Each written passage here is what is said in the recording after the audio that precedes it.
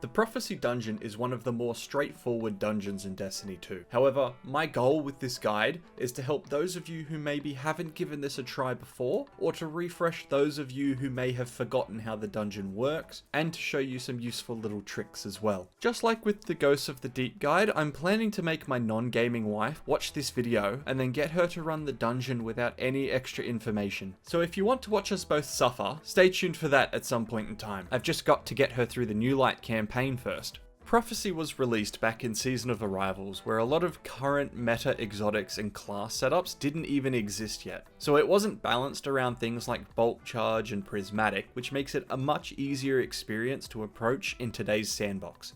Before I go any further, I just want to say thanks so much for all the support on the channel so far. I hope I can keep things interesting and enjoyable for everyone watching my videos. As always, if you enjoy this video or find it helpful, please leave a like, and if you enjoy my other videos as well, please consider subscribing. I'll add timestamps for each section to help navigate the video as well, so just check the description. Now right off the bat, the dungeon will try to teach you its mechanic. The theme here is blending light and dark. Depending on where you're standing, when you kill a taken knight, it will drop 3 motes that can be either light or dark. The type of mote is dependent upon where you're standing. If you're standing in the light, you'll generate a light mote, and if you're in the dark, you'll generate a dark mote. You can see this mechanic in action when you look at the shade of the ground. In the beginning section, the difference is very obvious, but some places further in the dungeon, it becomes less obvious. So always keep your eye out for exactly where you're standing when killing a knight. To confirm what mote you will generate, you can look at the visual effects at the edge of your screen. Some places in the dungeon show you clearly standing in the dark, but kills will generate light motes, so you have to pay close attention to this detail before killing a knight. This mechanic makes melee builds a little bit more challenging to use, so keep that in mind when deciding what your loadout should be for each encounter. The goal is to pick up 5 of a single type of mote. If you were to say pick up 3 light motes and then collect a dark mote, you will lose your stack of light motes. So either avoid killing a knight in the wrong spot or avoid picking up the mote it drops. When you collect 5 of a single type, you will create a giant mote for that affinity. The official term is actually light mote max, but it's easier to describe it as a giant mote. For example, 5 light motes will create a giant light mote. You have to take this giant mote to the beam of energy that matches its affinity. So if you have a giant light mote, then take it to the beam of white light and use the shoot button while standing on the plate to activate it. Doing so will complete the beam and make it disappear. When you have completed both the light and the dark beam for this room, the door will open and you will be able to progress to the next room in the dungeon. The next hallway is exactly the same as the first mechanically, but the shades on the ground are different, so just keep your eyes out for where you're standing when trying to create motes. Once you're through the second door, make your way up the hill and onto the first encounter. There is a little trick you can do if you're farming this dungeon. If you start the dungeon with a sword and a grapple, any sword will do, at the very start you can jump up into this tunnel and start swinging your sword. Swing all the way to the top and then grapple past the half circle at the top, and voila, you've skipped the entrance. Alternatively, if you're low on sword ammo because you swapped late, if you summon your sparrow just before your face touches the wall of the tunnel, you can boost up to the top and get out that way. Now encounter 1 is actually a boss fight against Phalanx Echo right off the bat, and showcases the mote mechanic from the entrance again. When you start the encounter, you're going to need to do some ad clear, because a bunch of scions will spawn alongside 3 taken knights, and you will notice there are 4 beams of energy this time, 2 dark and 2 light. You will need a giant mote for each beam, so start by clearing out the ads and dealing with the knights from either the shadows or in the open, depending on which affinity you want to start with. It's easier to kill 2 knights and leave one of the trio alive, as killing all 3 respawns them with almost no delay. When you have a giant mote, jump up onto the platform with the beam of energy that matches it and activate it. Using the shoot button, you should be standing on the plate or directly above the beam, as being underneath the plate does not work. Every time you dunk a mote, you will spawn more scions, and the metal rings around the arena will change position. This change of position will move the shadows around, so areas that were light or dark before may not be anymore. When all 4 beams have been completed, it's time for DPS. Now DPS is fairly lengthy at about 45 seconds, and adds will spawn during the middle of DPS to try and shield the boss. So you might need to eliminate them during DPS if they start protecting the boss. If you don't manage to one-phase the boss, then you will have to repeat the mechanics of the fight again. However, the plates that had the beams on them before may change, and the number of light and dark beams may no longer be 2 and 2. The mechanics stay the same, just collect motes and dunk them, and then DPS again. Now, if the boss ever knocks you off the map, rather than trying to recover, use the momentum to get to the outside of the map. This area is a joining allies spot, so it could save your life if you just fly across the gap instead of trying to stop the momentum you were given and go the opposite direction. For loadouts, I would recommend a Well of Radiance to give you a damage buff and keep your team safe. Outside of that, anything goes. The scions that spawn can be quite overwhelming if you let them split too often, so having a primary that handles ad clear really well is extremely important. Destabilizing rounds and Vault Shot are really my two recommendations, as they are both really good perk options for ad clear, especially destabilizing rounds this season, as you can get a bunch of benefits thanks to the artifact and Tome of Want. Fusion rifles will make quick work of the knights thanks to the artifact perk Particle Reconstruction, and can be used for DPS if you don't have other good options. If the well user runs div while standing inside of their own well, then the div cage will make hitting the boss around his shield slightly easier.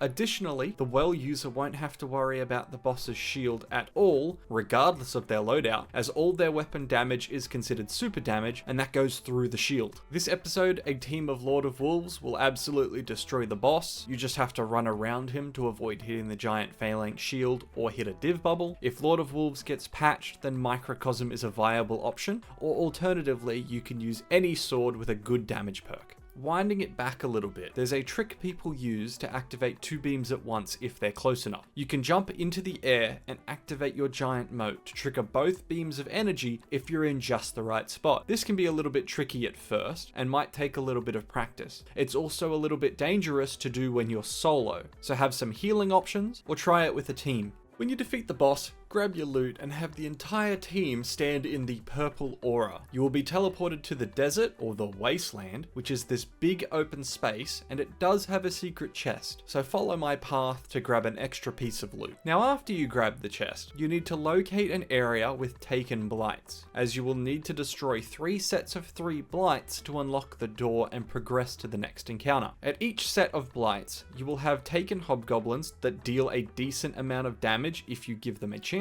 So if you're concerned about running in guns blazing, you can take out the snipers first and then deal with the enemies as they charge you. There are 6 possible locations for blights to spawn, and each area has 3 yellow bar enemies. They could be taken captains, centurions, or other less noteworthy enemies. Just be careful not to get rushed by the captains, as they can do a lot of damage really quickly if you're not careful. Once you destroy all of the blights in an area, move towards Toland and he will do his weird teleport and direct you to the next set of blights if you watch him carefully. Rinse and repeat this process until all the blights are destroyed, and then follow Toland one last time to the giant cube on the edge of the Wasteland. There is one other cube that you may go to by mistake. If Toland is not on the outside of the cube, then you are at the wrong cube. From here, head inside the cube to start encounter 2. Welcome to the cube, and I just want to say the cube can be time consuming if you're not careful. It uses the same mechanic of standing in light or dark to generate motes that you've already seen, except this time instead of creating a mote for every beam of energy you see, you only have to create 1 giant mote for a single beam of energy. To spawn the knights in a room, you need to kill the taken hobgoblins that spawn above you. When a sniper dies, a knight spawns, and when the knight dies, the sniper respawns. It's a vicious circle of life, 2 snipers, 2 knights. I personally think that the snipers are more threatening, so if you find it safer to eliminate them before dunking, then you should do so. To work out which beam of energy you need to create a giant mote for, it is related to where Toland is located. You will see him floating somewhere on one of the 4 walls or the ceiling. If Toland is on the ceiling, you can pick any of the beams to make a mote for and dunk on the matching affinity. However, if Toland is floating on one of of the 4 walls, then you must create a mote and activate the beam directly underneath him using that specific mote type. In this clip, you can see Toland is floating above a beam of light, so we need to create a giant light mote and activate that beam of energy. Upon activating the beam, you and your team need to run back to the center of the room to be teleported into the next room. To help you better understand what is actually happening in this encounter, we are rotating the cube one side at a time, kind of like a Rubik's Cube, flipping it over and chasing Toland around and around. If you look at all of the walls and all of the details on each wall, you will see that each wall is actually a copy of a room you can be teleported into. And during this encounter, when you teleport to a different room, you're being teleported to a different side of the cube. Every time you activate a beam of energy, you will rotate the cube in that direction, and the room you get teleported into will look exactly like the wall of that energy beam. You will need to do this flipping and rotating about 6 to 8 times, depending on where Toland is, until you finally end up in this room, with 2 taken Centurion bosses appearing with you. Defeat them, and that's encounter 2 done. Since there's no real boss fight here, my loadout suggestions consist of decent damage, good range, and good ad clear. Rocket sidearms and LMGs will do great against the knights and the snipers, as well as the rank and file acolytes that can be taken down pretty easily with them too. If you want a primary weapon, then the bow from the season pass has an amazing role you could use here. The almost forgotten exotic Xenophage is my go-to for this encounter, as it is great for both the snipers and the knights. The Centurions go down reasonably quickly as well. Supers can one-shot them, and if you're rocking Xenophage, they go down in about 5 to 6 shots. So grab your loot and bounce. Now it's finally time for Rainbow Road. You can pull out your Sparrow and hoon down the path. This section is pretty straightforward. You will only die if you rush and make mistakes. There's barely any enemies on the track, outside of a few snipers, and you can always hop off your Sparrow to deal with them if you're worried. Further down the track at the last of the floating pyramids contains an additional secret chest, so grab that on the way through if you can be bothered. If you get to the end of the track and your Sparrow doesn't get pulled into the sky, jump around a little bit as the activation spot can be a little bit finicky. When you get pulled to the top, just keep running up the stairs past all of the thrall, and then the boss room will be in front of you. You can fast forward to the timestamp on screen if you want to skip ahead to the next section. Otherwise, follow along for the location of the secret chest and the path I use down Rainbow Road.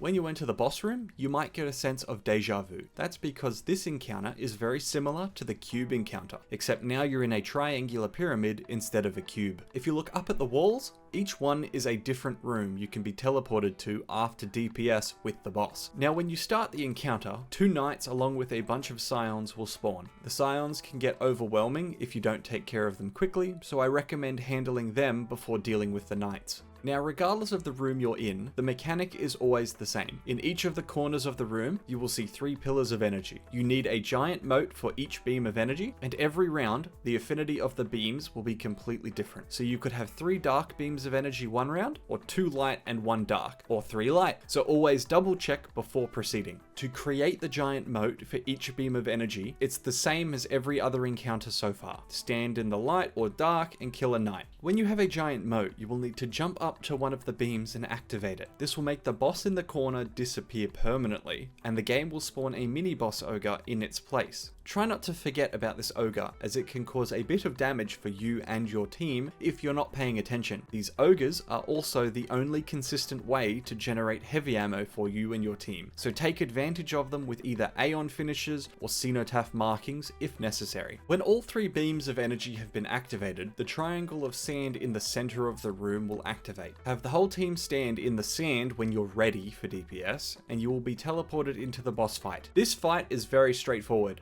literally. He will teleport platform by platform away from you down the hallway until he reaches the end. He lingers at each platform for a little while, so that's your opportunity to do damage. He stays for a particularly long time at the beginning, so you can deal a decent amount of damage during this time. Now, some things to note about this boss fight. The boss has a ring around him, and if you aren't within a certain range of this ring, you will gain stacks of dark entropy. When these stacks reach 10, the game kills you. So unfortunately, you can't stay at the spawn and snipe him for the entire fight. You will have to move forward and chase him throughout the entire encounter. While you chase him, he will throw these walls of darkness at you. If you're hit by this, it will teleport you almost back to the start of the fight, and you will start gaining stacks of dark entropy. So either avoid the walls of darkness, or you're going to have to make a mad dash from the back of the room to the front to avoid dying. Another feature of the fight, almost as a distraction and extra hindrance, is snipers. These taken hobgoblins will spawn throughout the entire fight to target you. So if you don't have some kind of mobile healing option, then you might want to take care of them before continuing with your DPS against the boss. Now, if you don't manage to defeat the boss in one phase, he will teleport away from you at the end of the hall, and you will have to repeat the encounter mechanic again, but this time in a different room. Have the whole team step onto the sand at the top,